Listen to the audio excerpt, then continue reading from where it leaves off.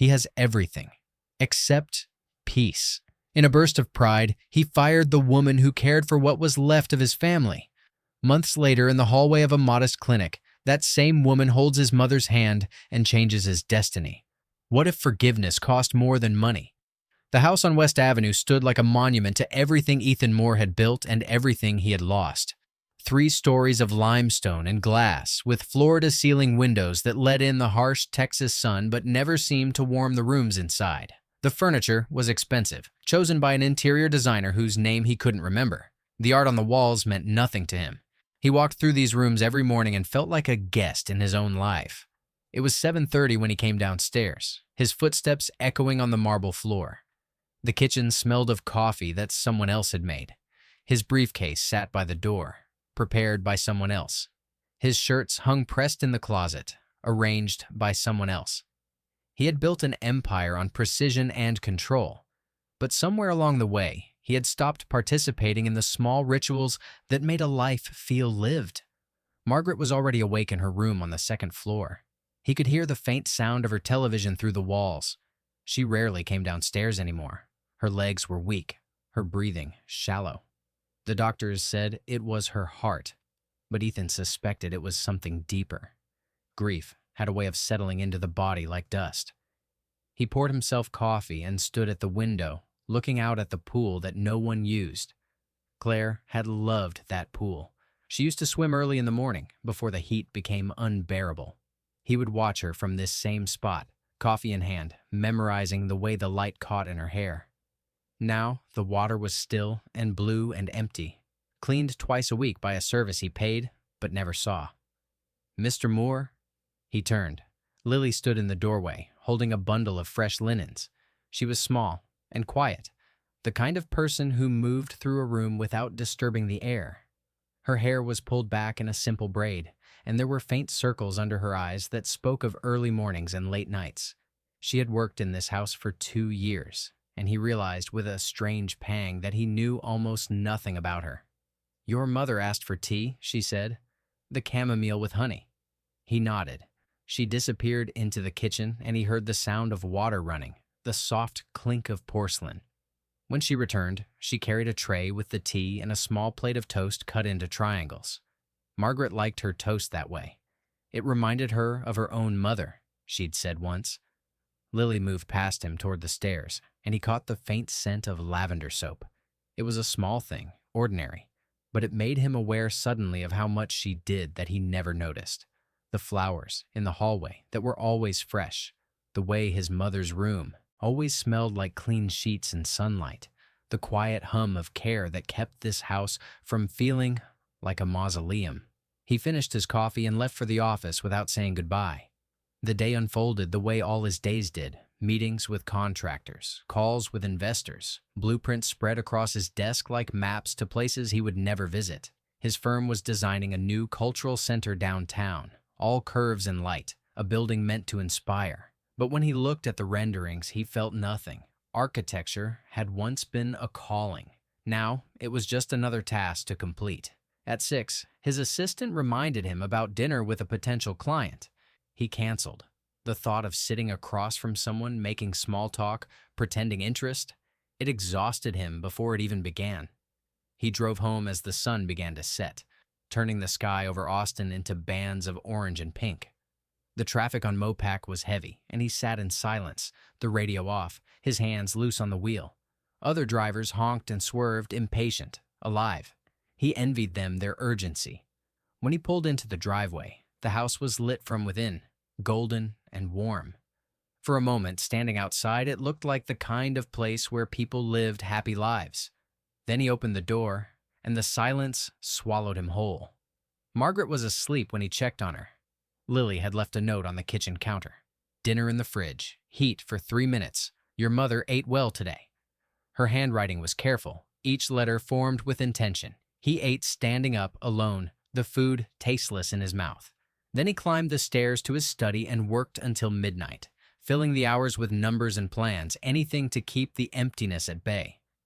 Downstairs, the house settled into darkness.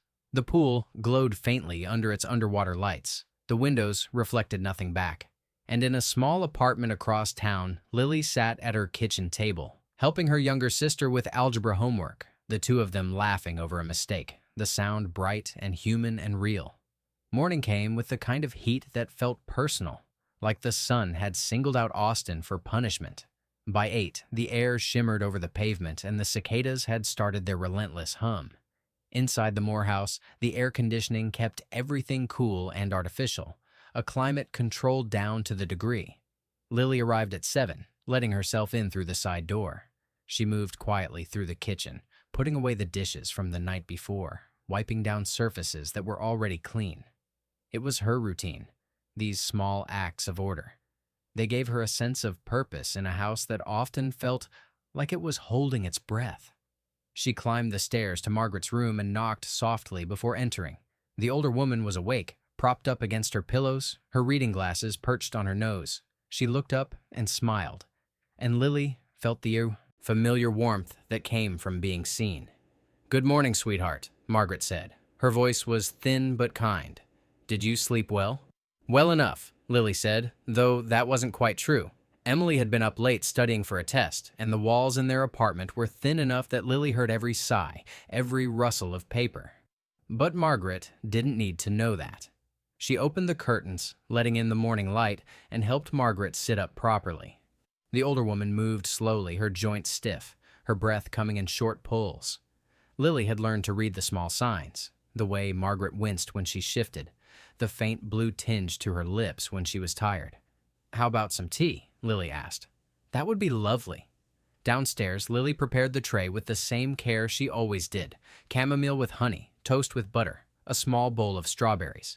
She knew Margaret's appetite had shrunk, but she also knew that presentation mattered. People ate better when things looked cared for. When she returned, Margaret was looking through an old photo album, her fingers tracing the edges of the pictures. Lily recognized some of the faces. Ethan as a boy, his hair bright in the sun, his smile wide and unguarded. And Claire, beautiful and laughing, her arm around his shoulders. "He was happy once," Margaret said quietly, as if reading Lily's thoughts. Lily said nothing. It wasn't her place to comment on her employer's private grief, but she had noticed the way Ethan moved through the house like a shadow, the way he avoided rooms that must have held memories. "He blames himself," Margaret continued, "for not being there when she got sick. He was in Dallas working on some project. By the time he got home, it was too late." Lily set the tray down gently. "I'm sorry," she said, because there was nothing else to say. Margaret closed the album and looked at her with eyes that were still sharp despite the years. "You have a good heart, Lily. Don't let this place make you hard." The words stayed with Lily as she moved through the rest of the morning. She dusted the living room, watered the plants, folded laundry that smelled of expensive detergent. The house was quiet, except for the hum of the air conditioning and the distant sound of traffic on West Avenue. At 10, she heard the front door open and close. Ethan's voice drifted up from the foyer, low and clipped, speaking to someone on the phone. She kept working, trying to be invisible the way good housekeepers were supposed to be. She was in the living room, adjusting a vase of white roses on the mantel when it happened. The vase was heavier than she expected, or maybe her hands were damp from cleaning. Later, she wouldn't be able to say for sure, but it slipped. She reached for it, her heart lurching, and for a moment, she thought she had caught it. Then it shattered on the marble floor, the sound impossibly loud in the quiet house.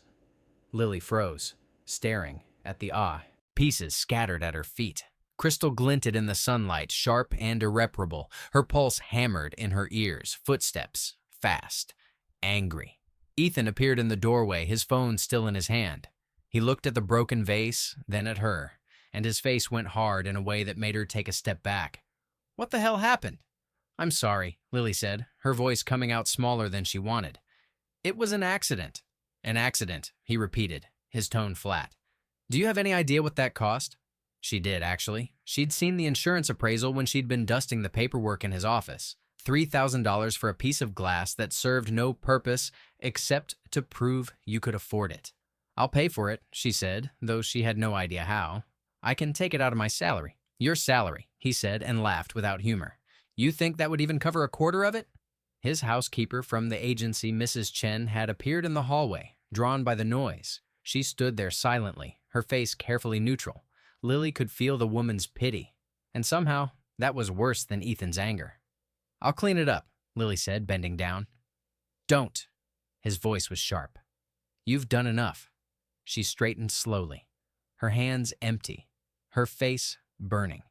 She wanted to explain that Margaret had asked her to move the vase, that the older woman's hands had been shaking too much to do it herself, that Lily had only been trying to help. But the words stuck in her throat.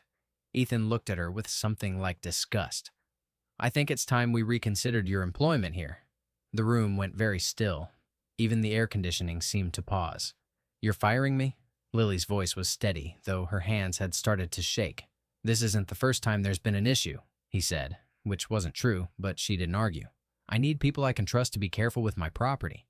From upstairs came a faint sound, Margaret's voice calling out, but Ethan didn't seem to hear it. Or maybe he just didn't care. Lily nodded slowly. She wouldn't beg. She had that much left. "I'll get my things," she said. She walked past him, her head up, her steps measured. In the kitchen, she gathered her purse and her sweater, moving on autopilot. Her vision had gone strange and narrow, the way it did when shock set in. Mrs. Chen followed her. "Lily," she said quietly, "let me talk to him." "It's fine," Lily said, though it wasn't. "Thank you." She left through the side door, the same way she had entered that morning. The sun was blinding after the dim cool of the house, and the heat hit her like a wall. She walked to the bus stop 2 blocks away, her legs shaking, her throat tight. She didn't cry. Not yet. Not where anyone could see. Only when the bus came and she was sitting in the back, watching the city blur past the window, did she let herself feel it. The unfairness, the humiliation, the weight of knowing. She had done nothing wrong, but it didn't matter. The bus lurched forward, carrying her away from West Avenue, away from the house that had never really been hers to begin with. And upstairs in that quiet house, Margaret Moore lay in her bed, holding the photo album, her weak heart aching for all the people who were too proud or too hurt to speak the truth. The apartment Lily shared with Emily was on the east side of town, tucked into a complex called Cedar Park Estates, though there were no cedars, and nothing about it felt like an estate. The buildings were low and beige, their paint peeling in the places where the sun hit hardest. The parking lot was cracked asphalt, littered with cigarette butts and crushed soda cans. But the rent was $800 a month, utilities included, and the bus stop was close. When Lily got home that afternoon, Emily was sitting at their small kitchen table, textbooks spread around her like a fortress. She looked up when the door opened, her face bright with the kind of optimism that only 17-year-olds could sustain. "You're home early," she said. Then she saw Lily's face. "What happened?" Lily set her purse down and tried to smile. "I got let go." Emily's expression shifted from confusion to anger in the space of a breath. "What? Why?" "It doesn't matter." "It does matter. You were good at that job. You loved taking care of Mrs. Moore." Lily did love it. That was the worst part. She had genuinely cared for Margaret, enjoyed their quiet conversations, the way the older woman's face would light up when Lily brought her tea exactly how she liked it. "I broke something expensive," Lily said, sitting down across from Emily. "And the man I worked for decided that was reason enough." "So he just fired you? Without even listening?" Lily didn't answer. She couldn't explain the look on Ethan Moore's face, the way he had stared at her like she was nothing, less than nothing. She couldn't put into words how small she had felt standing in that grand living room with broken crystal at her feet. Emily reached across the table and took her hand. Her fingers were warm and steady. "We'll figure it out," she said. "You always do."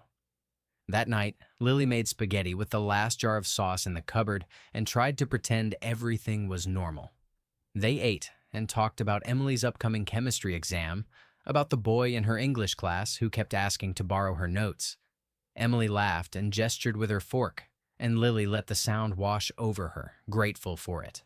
But later, after Emily had gone to bed, Lily sat alone in the dark living room and let herself think about the practical realities. Their savings wouldn't last 2 months. The rent was due in 3 weeks. Emily needed new shoes. Her old ones had holes worn through the soles. And Lily had no job, No references she could use, no way forward that she could see. She pulled out her phone and started searching for openings. Housekeeping jobs, retail positions, anything that might pay enough to keep them afloat.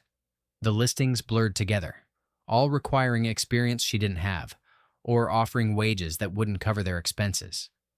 At midnight, she gave up and went to bed. Sleep came slowly, and when it did, she dreamed of breaking things, vases and windows and promises, while a faceless man watched and did nothing to help. The next morning, she woke early out of habit and made coffee. The apartment was quiet, the walls thin enough that she could hear their neighbor's television through the plaster. She sat at the table with the classified spread in front of her and circled anything that looked possible. By noon, she had submitted applications to a grocery store, a dry cleaner, and a call center. None of them felt right, but right didn't matter anymore. What mattered was survival. The call came 3 days later. It was from a woman named Patricia Chen, no relation to Mrs. Chen from the Moore House, who ran a community clinic in East Austin. They needed an aide to help with the elderly patients. The pay wasn't much, but it came with health insurance and the possibility of more hours later. Lily said yes before the woman had even finished explaining the details. She started the following Monday. The clinic was housed in a converted warehouse with high ceilings and fluorescent lights that buzzed faintly. The waiting room smelled like antiseptic and old coffee. The staff was small. 2 nurses, a part-time doctor, and now Lily. Her job was simple: check patients in, help them fill out forms, assist those who needed a walker or a wheelchair.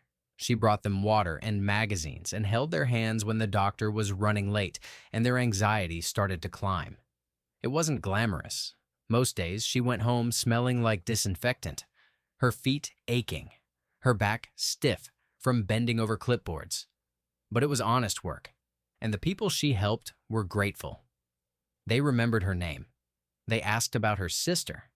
They told her stories about their grandchildren and their gardens and the way the city used to look before all the new construction.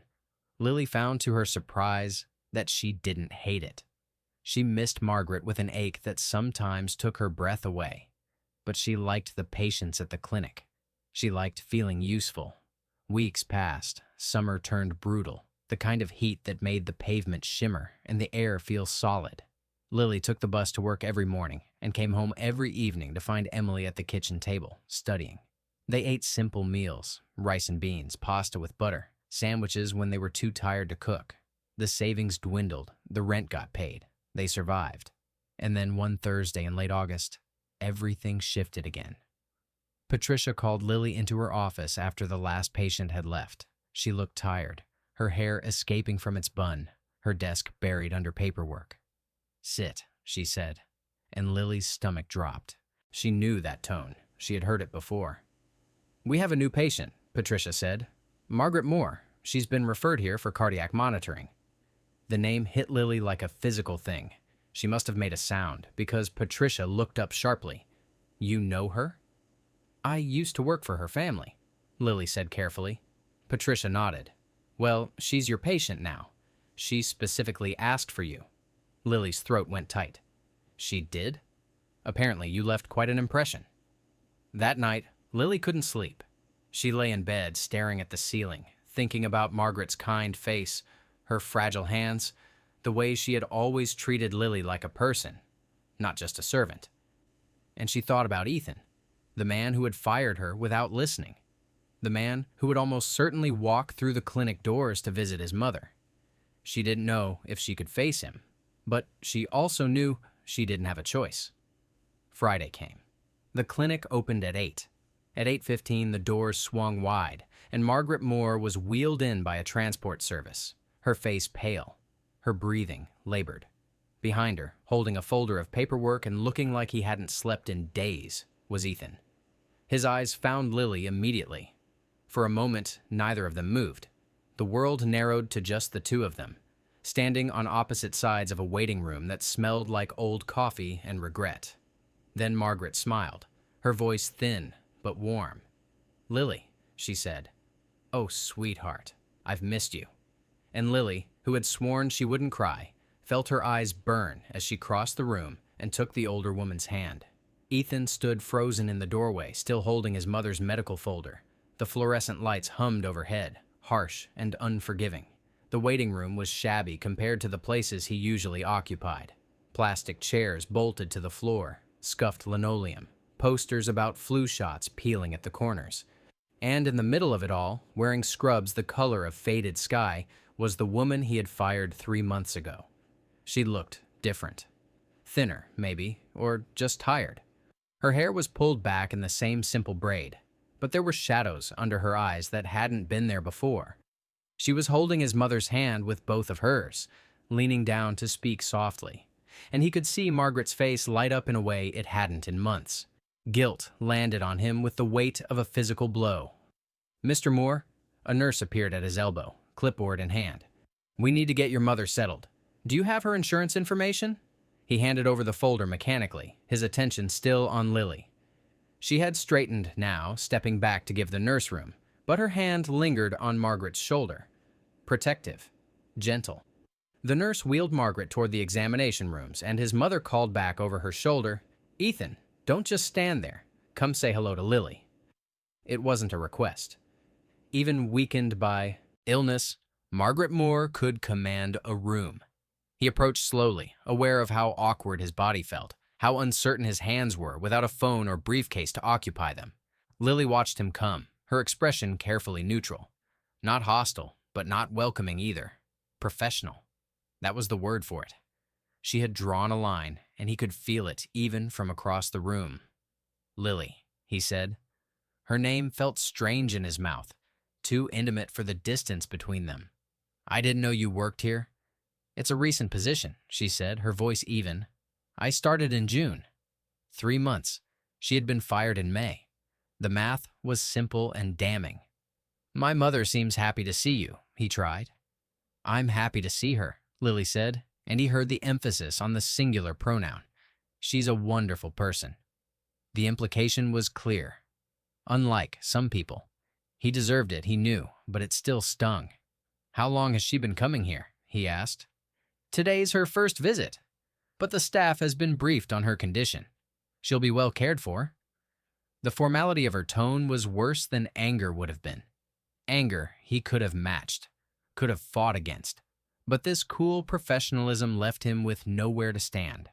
A door opened down the hall and the nurse called out, "Mr. Moore, your mother's asking for you." He nodded and started to walk away, then stopped. "Lily," he said, not turning around. But the words stuck. He didn't know what he was. Sorry? Ashamed? Desperate for absolution he hadn't earned? He stood there silent until the moment stretched too thin and broke. "Your mother's waiting," Lily said gently, and he left without finishing the sentence. Margaret was sitting on an examination table, her legs dangling, her hospital gown too big on her shrinking frame. She looked small and old in a way that made his chest hurt. "Sit," she said, patting the chair beside her, "and stop looking like you've seen a ghost. I didn't expect to see Lily here. Life is full of surprises." Margaret's voice was dry. "Most of them more pleasant than your face right now." "Mother, don't mother me. You know what you did." He did know. He'd known since the day it happened, though he'd spent months trying to bury the knowledge under work and silence. "She told you?" he asked. "She didn't have to. Mrs. Chen told me everything. How you fired her without letting her explain. How she left without making a scene, even though she had every right to." Margaret's hands trembled slightly as she folded them in her lap. "That girl cared for me like I was her own family, and you threw her away over a piece of glass?" The shame was so thick he could taste it. "I was angry. I wasn't thinking." "You were cruel," Margaret said, her voice sharp despite its fragility. "There's a difference." The doctor came in before he could respond, a young woman with kind eyes who examined Margaret thoroughly, asking questions about her, breathing, her energy levels, the swelling in her ankles. Ethan sat in the corner and tried to focus, but his mind kept drifting back to the waiting room, to Lily's careful distance, to the way she had looked at him like he was a stranger. When they finally left, the sun was setting, turning the sky over East Austin into streaks of purple and gold. Ethan helped his mother into the car, adjusting her seatbelt, making sure she was comfortable. The drive home was quiet, except for the hum of the engine and the distant sound of traffic. "You should apologize," Margaret said as they pulled into the driveway. "I know. Then do it. Tomorrow. Don't let pride make you more of a fool than you already are." That night, Ethan couldn't sleep. He lay in bed staring at the ceiling, thinking about all the small cruelties he'd committed in the name of grief. He had been angry at the world for taking Claire, and he had let that anger turn him into someone he didn't recognize. He thought about Lily's face when he'd fired her, the way she had stood there, absorbing his words, her shoulders straight, even as her hands shook. She hadn't begged or cried or defended herself. She had just left, with more dignity than he'd shown in years. The next morning, he returned to the clinic alone. Margaret had insisted she didn't need him there. "I'm getting blood drawn, not open heart surgery." But he knew the real reason she was sending him, to give him a chance to make things right. Lily was at the front desk, typing something into an old computer. She looked up when he entered, and he saw the brief flash of surprise before she smoothed it away. "Mr. Moore," she said, "your mother isn't scheduled until 10. "I know. I came to talk to you." She glanced around the waiting room. It was empty except for an elderly man dozing in the corner. "I'm working. Please, just 5 minutes." She hesitated, then stood. "Let's go outside." They walked to a small courtyard behind the clinic, a patch of concrete with a few metal benches and a struggling mesquite tree. The morning was already hot, the air thick and still. Lily sat on one of the benches, her hands folded in her lap, waiting. Ethan remained standing. He had rehearsed this moment in his head a dozen times, but now that he was here, the words felt inadequate. "I owe you an apology," he said finally, "for the way I treated you, for firing you without hearing your side, for making you feel like you didn't matter." He paused, forcing himself to meet her eyes. "You did matter. You do matter, and I'm sorry." Lily was quiet for a long moment. A breeze stirred the leaves of the mesquite, and somewhere in the distance, a siren wailed. "Why now?" she asked. "Why apologize now, after all this time?" "Because I was wrong," he said simply. "And because seeing you yesterday, seeing how you still cared for my mother after everything, it made me realize how much I'd lost when I let you go." "You didn't let me go," Lily said, her voice still calm but with an edge now. "You threw me away." The truth of it cut deeper than any anger could have. "Yes," he said, "I did." She looked away, toward the street where cars passed in an endless stream. "Your mother told me what happened, about your wife. I'm sorry for your loss." "That's not an excuse." "No," Lily agreed. "It's not." They sat in silence, the heat pressing down, the world continuing around them. Ethan felt the weight of all the things he wanted to say and couldn't. That he had been drowning in grief and didn't know how to reach the surface. That he had taken his pain out on someone who didn't deserve it. That he was so tired of being the man he'd become. But those were explanations, not apologies. And Lily didn't owe him understanding. "I should get back to work," she said finally, standing. "Of course." He stepped aside to let her pass. "Thank you for listening." She paused at the door, her hand on the handle. "Your mother loves you very much," she said without turning around.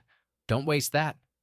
Then she was gone, and Ethan was left alone in the courtyard with the struggling tree and the weight of his own mistakes.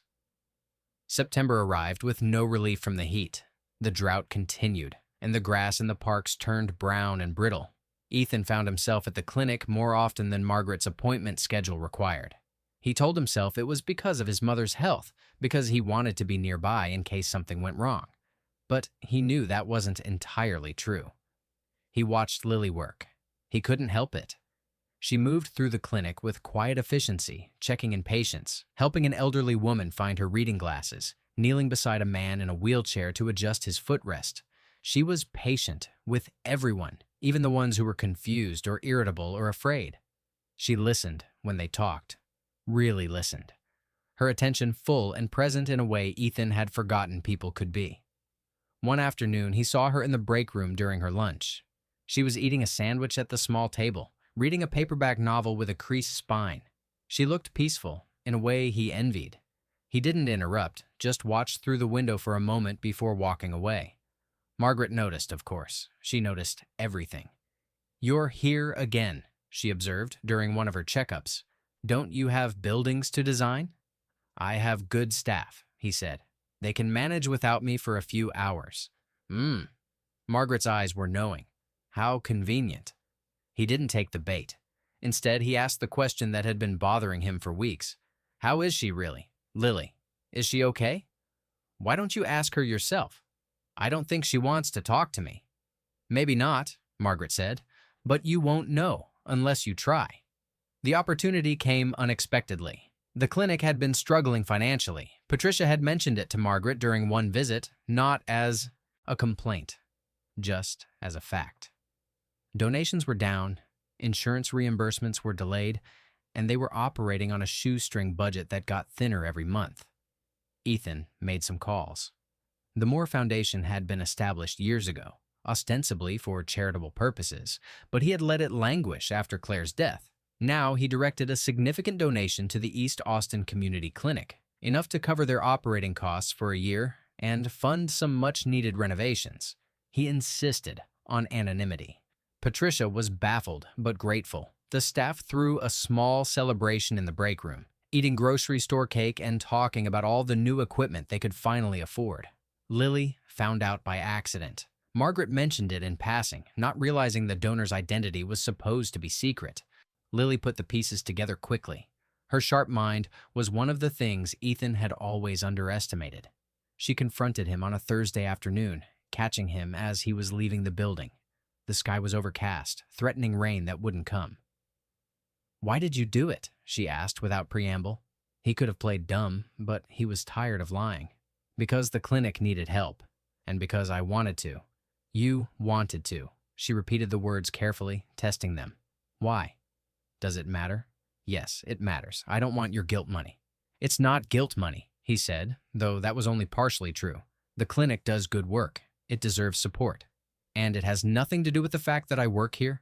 He met her eyes. "Would it matter if it did?" Lily crossed her arms, her expression unreadable. "I don't want to owe you anything." "You don't. The money is the clinic's, not yours. You don't owe me anything." But even as he said it, he knew it wasn't that simple. There was a debt between them now, but it ran the other way. He owed her more than money could repay. The rain finally came that night. A brief, violent storm that washed the streets clean and left the air smelling like wet concrete and mesquite. Ethan stood at his bedroom window and watched the lightning crack across the sky, feeling something shift inside him. A loosening. A small crack in the wall he'd built around himself. The next week brought a new crisis. Emily, Lily's younger sister, was accused of stealing medication from the clinic's supply closet. The accusation came from the office manager, a nervous man named Douglas, who claimed he'd seen her going through the shelves after hours. The accusation hit Lily like a physical blow. Emily had been volunteering at the clinic, helping with filing and inventory as part of her school's community service requirement. She was a good kid, honest and hardworking, and the idea that she would steal was absurd. But Douglas insisted. He had security footage, he said, though he was vague about the details. Patricia had no choice but to suspend Emily pending an investigation. Lily was devastated. Ethan saw it in the set of her shoulders, the way she moved through the clinic like someone walking underwater. She didn't cry, at least not where anyone could see, but her hands shook when she filed paperwork, and her smile, usually so genuine, became a brittle thing that didn't reach her eyes. He wanted to help, but how could he, when she'd made it clear she didn't want his intervention? The answer came from an unexpected source. Margaret, in one of her more lucid moments, pulled him aside and told him plainly, "Stop asking permission and just do what's right." So he did. He called a friend who worked in security consulting and asked for a favor. The man reviewed the clinic's surveillance footage and found exactly what Ethan had suspected. The timestamps had been manipulated. The person in the video was Emily, but she had been there during her regular volunteer hours, restocking supplies under Patricia's supervision. The supposed theft had happened on a day when Emily was in school, with 24 witnesses to prove it. Further investigation revealed that Douglas's nephew had been reselling medication online. The nephew had access to the supply closet and had been systematically skimming inventory for months. Douglas had tried to pin the theft on Emily to protect his own family. Ethan presented the evidence to Patricia in a quiet meeting, just the two of them in her cramped office. She listened, her face growing paler with each detail, her hands gripping the edge of her desk. "How did you get this?" she asked when he'd finished. "I have resources," he said simply, "and I couldn't stand by and watch an innocent girl be destroyed." Patricia called an emergency staff meeting the next morning. Everyone crowded into the break room: nurses, aides, the part-time doctor, even the janitorial staff. Douglas stood near the door, his face red, his arms crossed defensively. Patricia laid out the evidence methodically: the manipulated footage, the nephew's online accounts, the pattern of missing inventory that matched the nephew's sales. When she finished, the room was silent except for the hum of the refrigerator. "Emily Parker is cleared of all charges," Patricia said. "Douglas, you're terminated effective immediately. I'll be contacting the police about your nephew." Douglas tried to argue, tried to claim it was all a misunderstanding, but no one was listening. He left with 2 security guards escorting him, his face twisted with impotent rage. Lily stood against the far wall, her hand pressed to her mouth, tears streaming down her face. When the room cleared, she approached Patricia with shaking steps. "Thank you," she whispered. "Thank you." Patricia hugged her, but over Lily's shoulder, her eyes found Ethan. She mouthed 2 words: "Thank you." He nodded and left before Lily could see him. This wasn't about gratitude or recognition. It was about doing what should have been done from the start. That evening, as he sat in his study pretending to review blueprints, his phone buzzed. A text from an unknown number. "This is Lily. Your mother gave me your number. Thank you for what you did for Emily. I don't know how to repay you." He stared at the message for a long time before typing back. "You don't owe me anything. I'm just glad Emily's name is clear." 3 dots appeared, then disappeared. Appeared again. Finally. "Can we talk?" "Not at the clinic. Somewhere neutral." His heart did something strange in his chest. "Yes. When?" "Tomorrow. There's a coffee shop on South Congress. Julio's. 7 a.m. I'll be there." He arrived 15 minutes early, nervous in a way he hadn't been since high school. The coffee shop was small and crowded, filled with students and freelancers hunched over laptops. He ordered black coffee and found a table near the window. Lily arrived exactly on time. She was wearing jeans and a simple white shirt, her hair loose around her shoulders for once. She looked younger, like this, softer, but there was still that careful reserve in her eyes. "Thank you for coming," she said, sitting across from him. "Thank you for asking." She ordered tea from the waitress. Chamomile, he noticed, the same kind she always made for his mother. When it arrived, she wrapped her hands around the cup and stared into it like she was reading tea leaves. "I misjudged you," she said finally. "After everything that happened, I thought I knew exactly who you were. But then, you helped the clinic. And you cleared Emily's name when you didn't have to. And I realized I was wrong." "You weren't wrong," Ethan said. "I was exactly who you thought I was. I'm trying to be better." "Why?"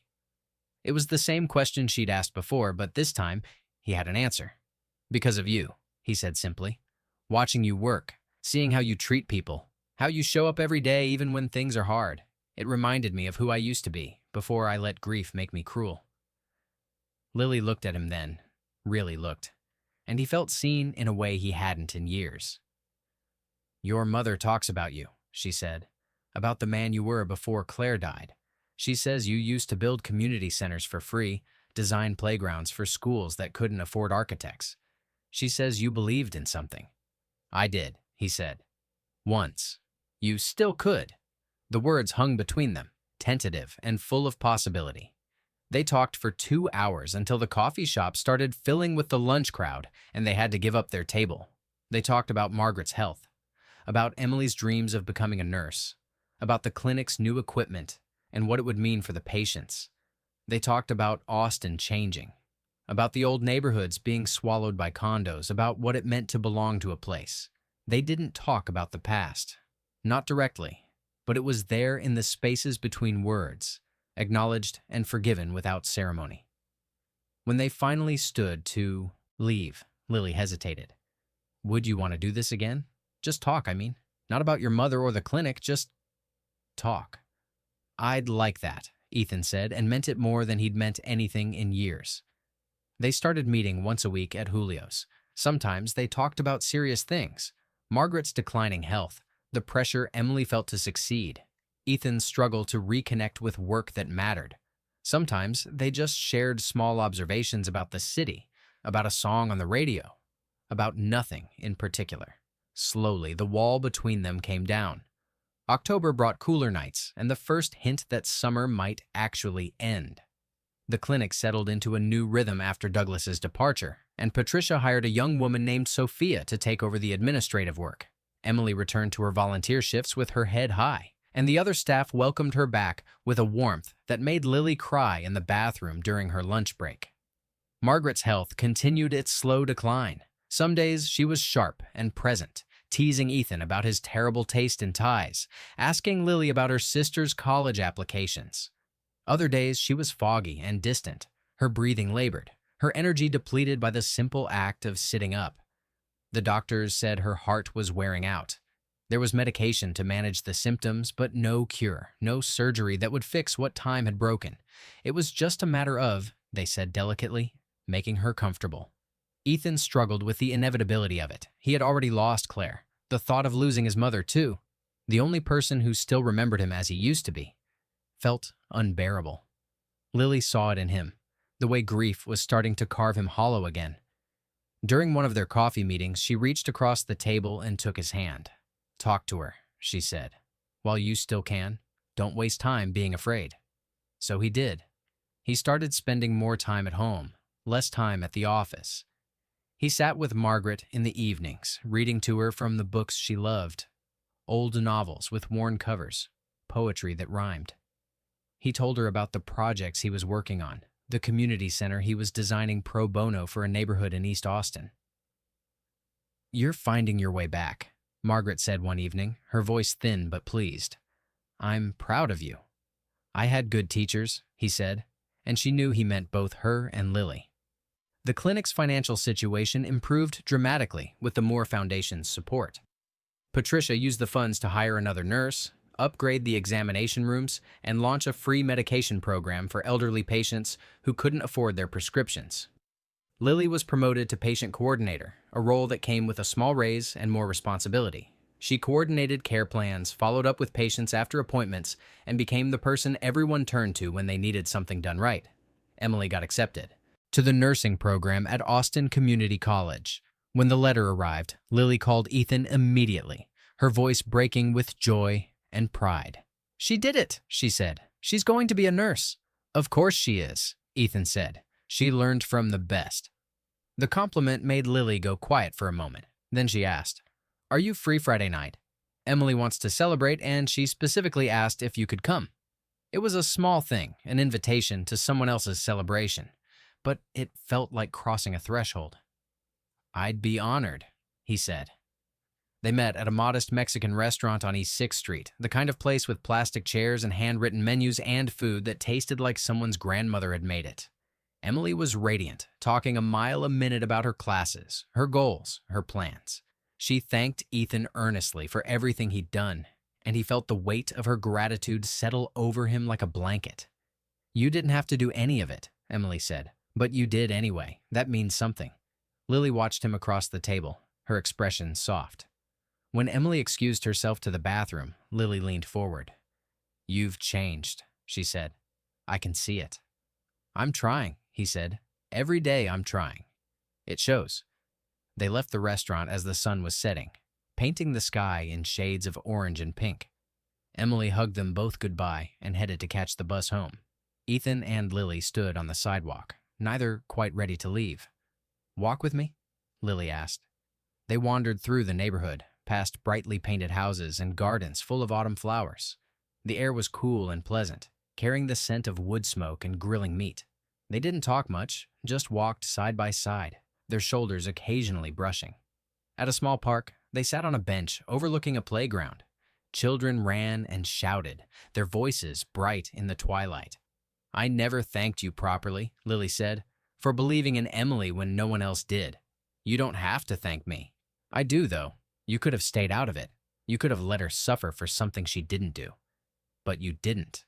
She turned to look at him. Why? Because it was wrong, he said. And because I've done enough wrong in my life. I wanted to do something right. Lily was quiet for a moment.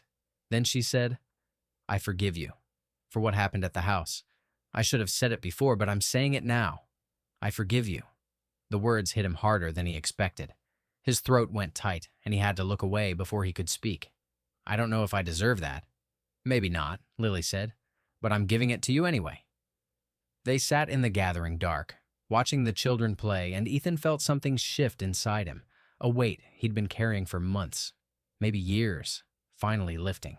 November came with sudden cold. Margaret caught a respiratory infection that landed her in the hospital. Ethan spent 3 days at her bedside, watching machines measure her breathing, her heart rate, her slow fight to stay present. Lily visited every day after her shift at the clinic.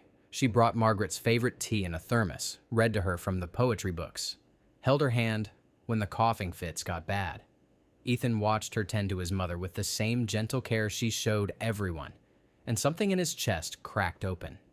He realized, with a clarity that felt like falling, that he was in love with her.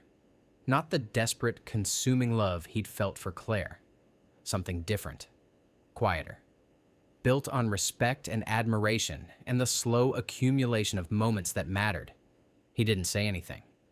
The hospital room wasn't the place, and besides, he wasn't sure Lily felt the same way. She was kind to him now, friendly even, but that didn't mean she wanted more. Margaret recovered slowly. The infection cleared, her breathing eased, and after a week, she was discharged with strict instructions to rest. Ethan hired a home nurse to stay with her during the day, but Lily still came by in the evenings, bringing soup and conversation and the kind of companionship that couldn't be hired. One night, after Margaret had fallen asleep, Lily and Ethan sat in the kitchen drinking tea. The house was quiet, except for the hum of the refrigerator and the distant sound of traffic. She's getting weaker, Lily said. You know that, right? I know. Are you ready? It was a hard question, maybe the hardest anyone had ever asked him.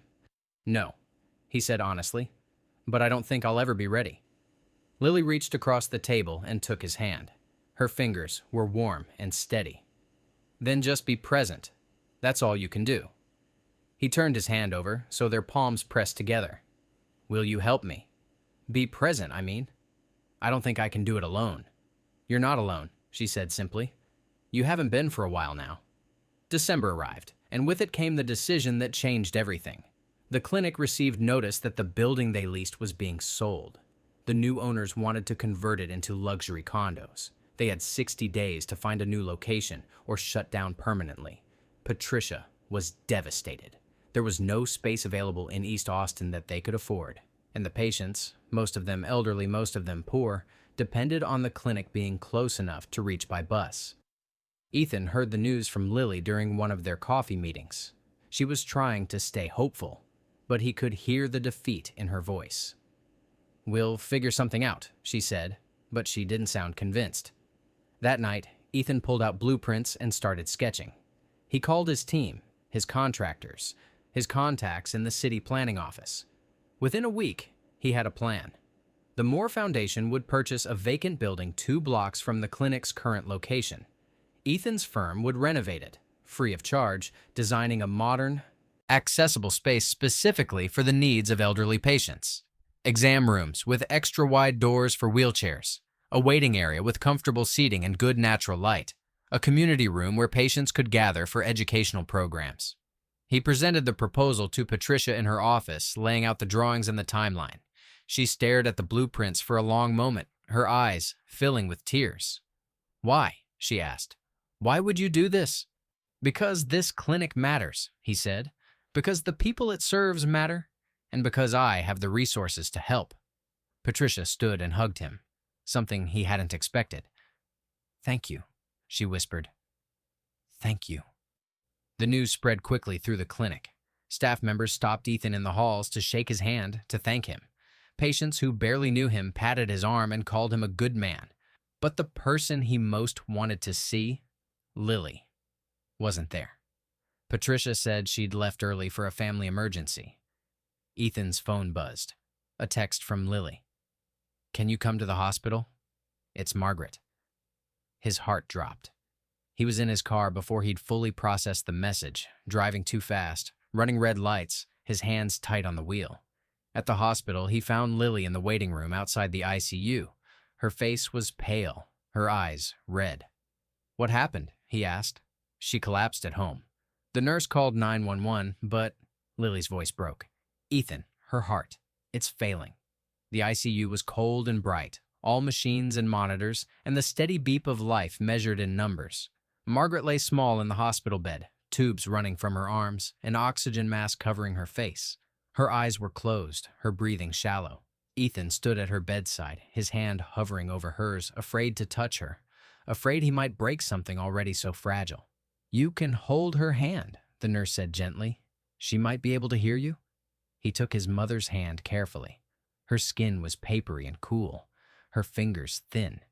He thought about all the times these hands had comforted him. When he'd skinned his knee as a boy, when his father died, when Claire's diagnosis came through. She had always been steady, always there. "Mom," he said, his voice cracking. "I'm here. I'm right here." Her eyelids fluttered but didn't open. The monitor beeped its steady rhythm, measuring seconds that felt both infinite and desperately short. Lily stood at the door, giving him space. But he turned and held out his free hand, and she came without hesitation, taking his hand in both of hers. They stood like that for a long time, the three of them connected in the sterile room, while outside the window, the city continued its ordinary evening. Cars on the highway, lights coming on in buildings, people going home to families who were still whole. The doctor came in around midnight. She was young and exhausted, with kind eyes that had seen too much. "Her heart is very weak," she said. "We're doing everything we can to stabilize her, but—" She paused, choosing her words carefully. "You should prepare yourselves. The next few days will be critical." Ethan nodded, unable to speak. Lily squeezed his hand tighter. They took turns sitting with Margaret through the night. When Ethan's eyes grew heavy, Lily made him rest on the small couch in the corner. When she started to fade, he took over at the bedside, reading aloud from the poetry book she loved, though his voice kept breaking on the words. Dawn came gray and cold. Margaret's breathing had grown more labored, her face pale under the oxygen mask.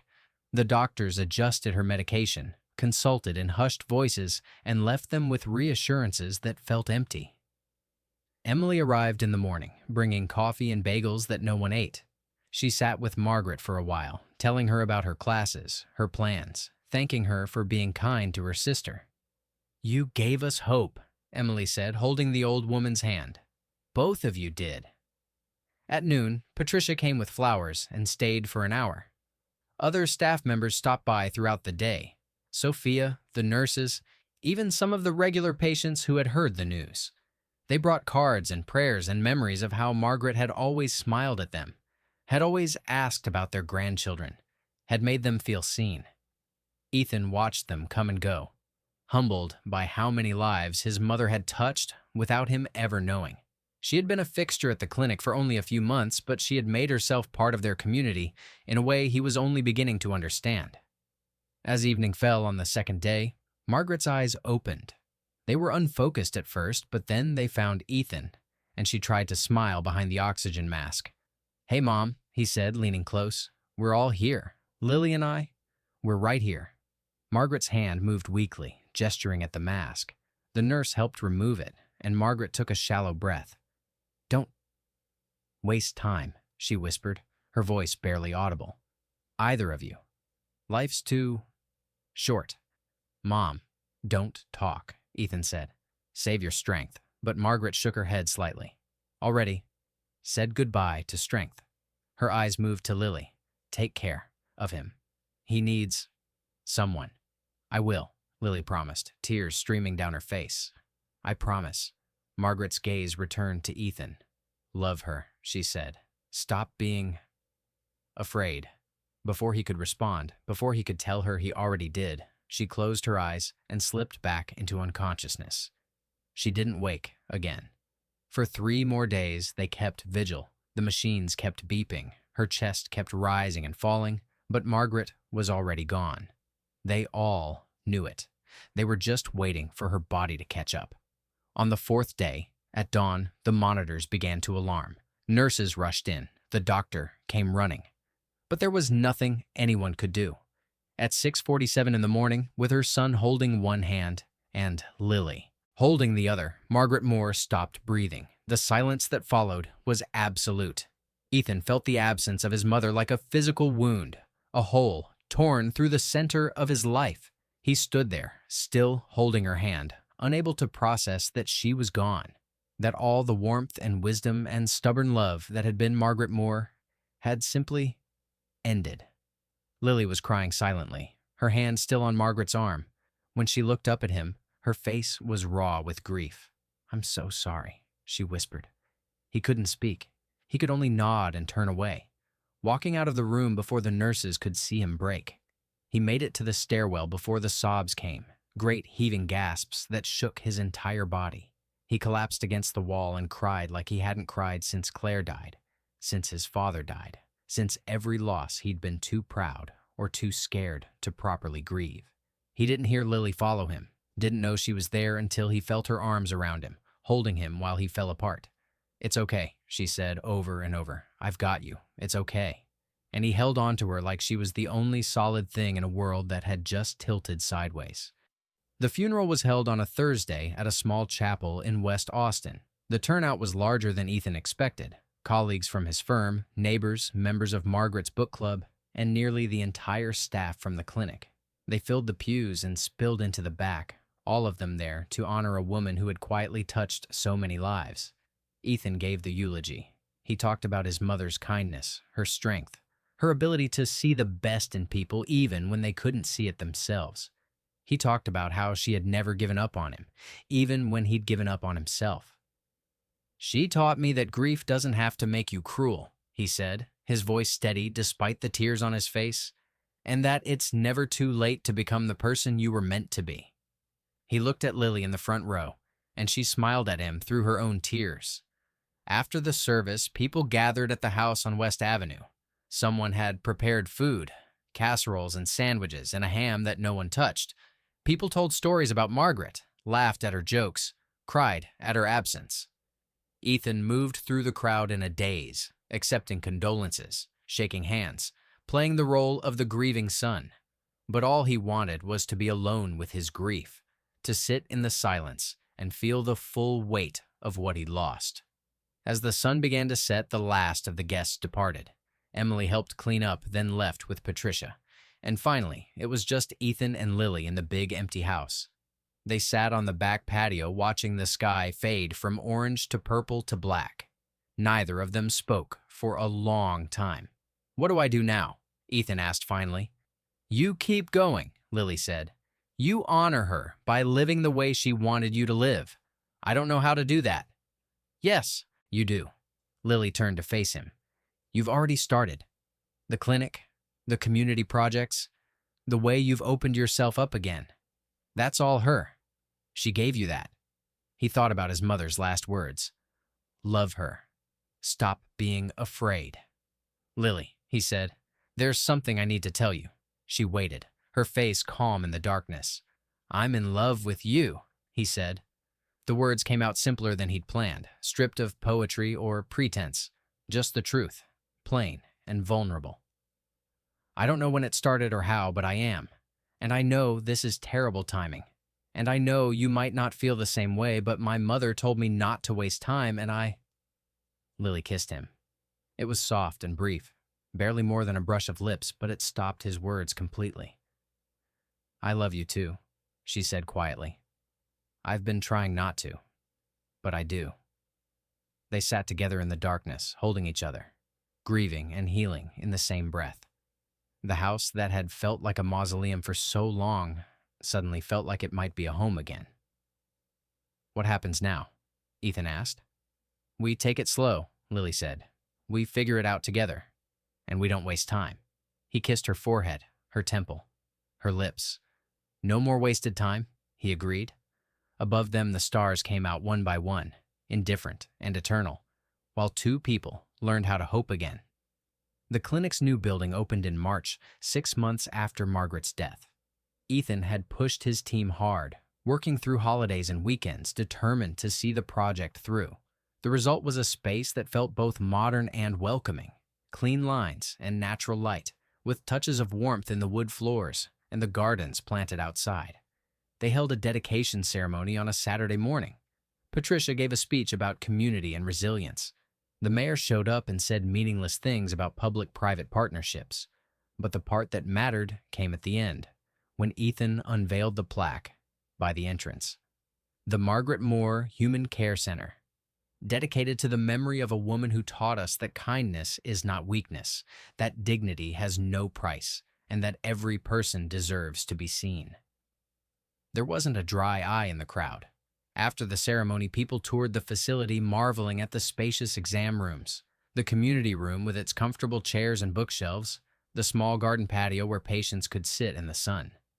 Lily stood in the doorway of what would be her new office, a small room with a window overlooking the garden. She was wearing a blue dress and her hair was down, and Ethan thought she had never looked more beautiful. "She would have loved this," Lily said softly. "I hope so." "She would have." Lily turned to face him. "She'd be proud of you." They had been together for 4 months now, taking it slow like they'd promised. Dinner dates and long walks and quiet evenings at the house, learning each other's rhythms. It was different from anything Ethan had experienced before, less intense than his relationship with Claire had been, but deeper in some ways, built on a foundation of mutual respect and hard-earned trust. Emily was thriving in her nursing program, pulling straight A's and already talking about specializing in geriatric care. She had moved into the dorms, giving Lily the apartment to herself for the first time in years. Sometimes Lily stayed there. Sometimes she stayed with Ethan. They were figuring it out as they went. The clinic flourished in its new space. Patient numbers increased. They added an evening clinic for people who couldn't get time off work.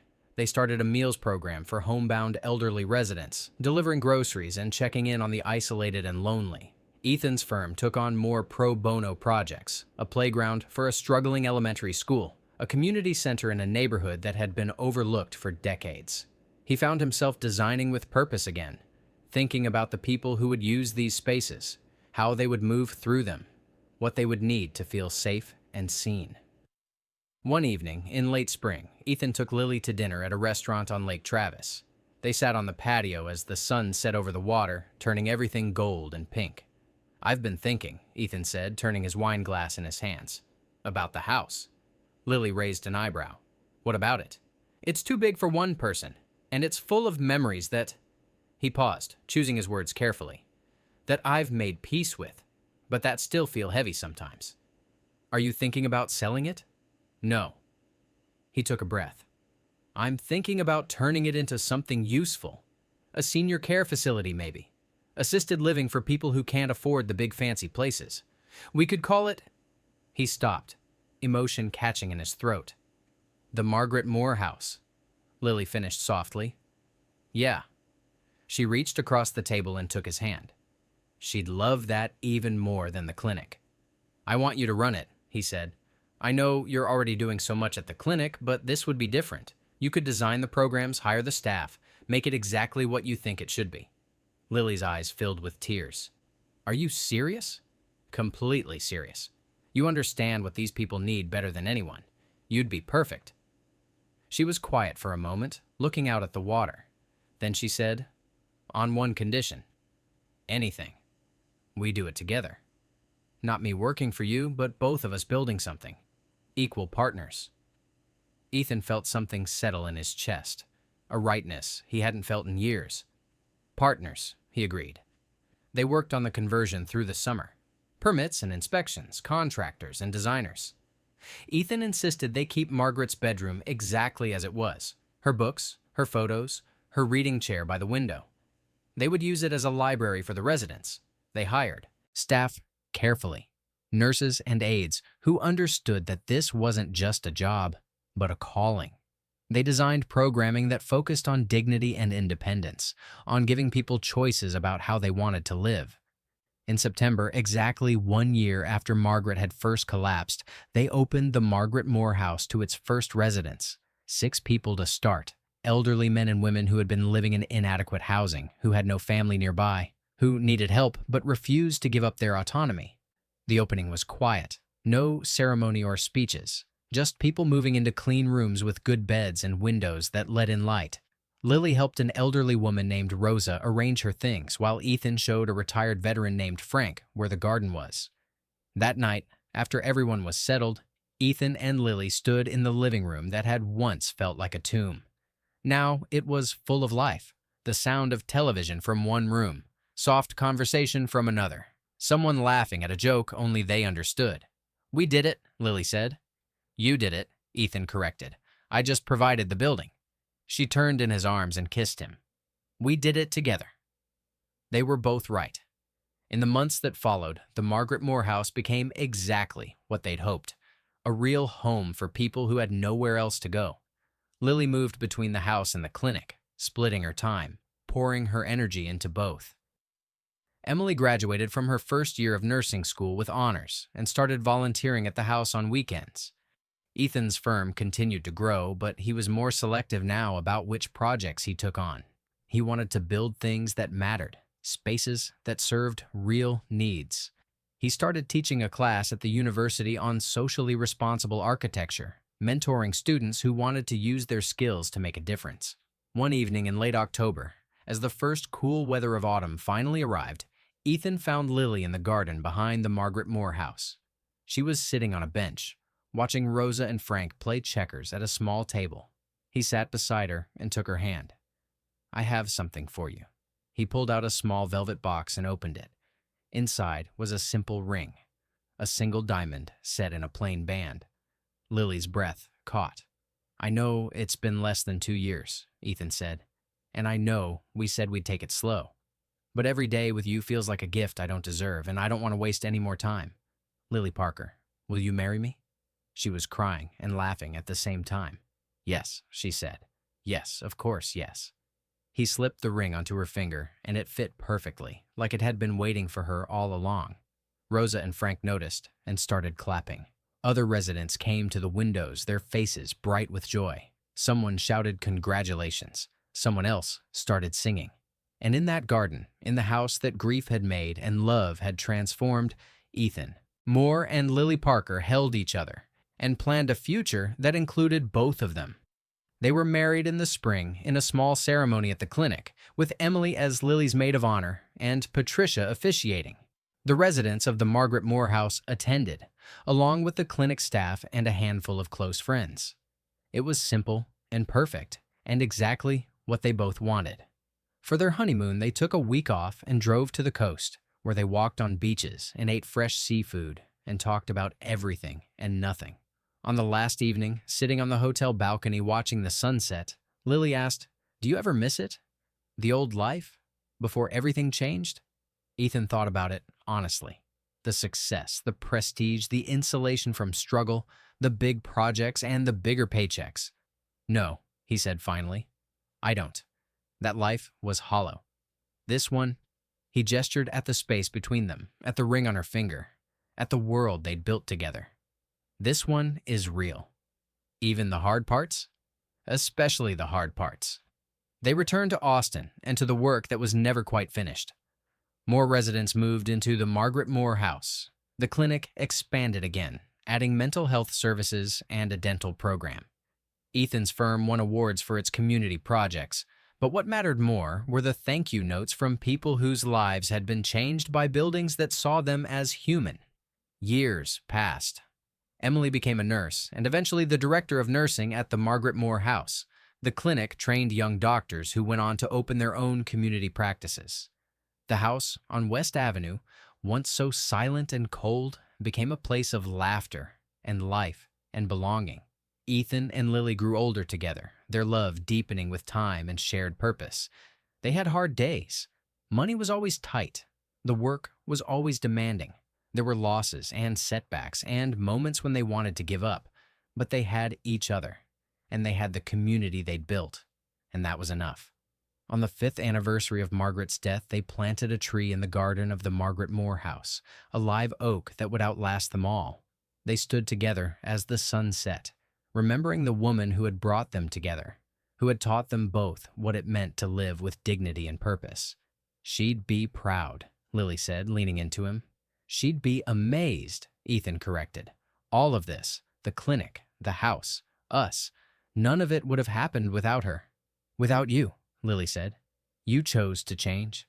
I chose you, he said simply. Everything else followed.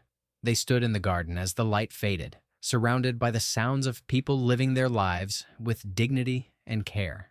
Rosa was teaching Frank how to knit. Emily was inside helping someone with their medication. The house was full.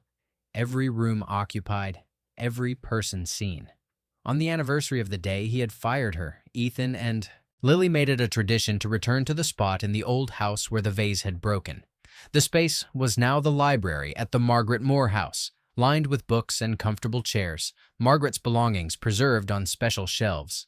They would sit there quietly, remembering how far they'd come from that moment of anger and injustice. Do you ever think about how different things might have been? Lily asked during one of these visits. If I hadn't dropped that vase? If you hadn't fired me? All the time, Ethan admitted, but I don't think we'd be here. Sometimes the worst moments are the ones that finally wake us up. Your mother knew that, Lily said. She told me once that you needed to fall before you could learn to stand differently. Ethan smiled sadly. She was always smarter than me. They sat in the library holding hands while around them the house breathed with life. Someone laughed in the hallway. A television played softly in the distance. The smell of dinner cooking drifted from the kitchen. This was the inheritance Margaret had left them. Not money or property, but the understanding that a life well lived was measured in the people you helped, the dignity you preserved, the moments you didn't waste. 10 years after they first met, 15 years after Margaret died, the Margaret Moore House had become a model for similar facilities across Texas. Lily was invited to speak at conferences, to consult on new projects, to share the philosophy that had made their small home so successful. She always gave credit to Margaret, to the patients who had taught her, to the staff who showed up every day with open hearts. Ethan's firm had become known for its commitment to social architecture, designing buildings that served communities rather than just portfolios. He mentored dozens of young architects, teaching them that beauty and function could serve justice, that their skills could be tools for equity. But their greatest achievement was quieter, more personal. It was the way they showed up for each other on hard days, the way they made space for grief without letting it consume them, the way they built a family from the residents and staff and patients who became part of their extended community. Emily had children of her own by then, twin daughters who called Ethan and Lily Tio and Tia, even though there was no blood relation. The girls grew up playing in the garden of the Margaret Moore House, learning from the elders who lived there, understanding from an early age that family was made from care, not just genetics. On quiet evenings, when the work was done and the house was settled, Ethan and Lily would sit on the back patio where they had first confessed their love. Sometimes they talked. Sometimes they just sat in comfortable silence, watching the stars emerge one by one over Austin. Do you remember that first day? Lily asked during one of these evenings, when you came to the clinic and saw me again? I thought my heart was going to stop, Ethan said. I was terrified you'd tell everyone what I'd done. I considered it, Lily admitted with a small smile, but then I saw your face. You already knew what you'd done. You didn't need me to tell you. I needed you to forgive me. I needed you to earn it, Lily said. And you did.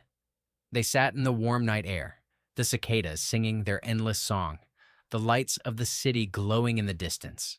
They had built something together that would outlast them, not just buildings or programs, but a philosophy of care that had touched hundreds of lives.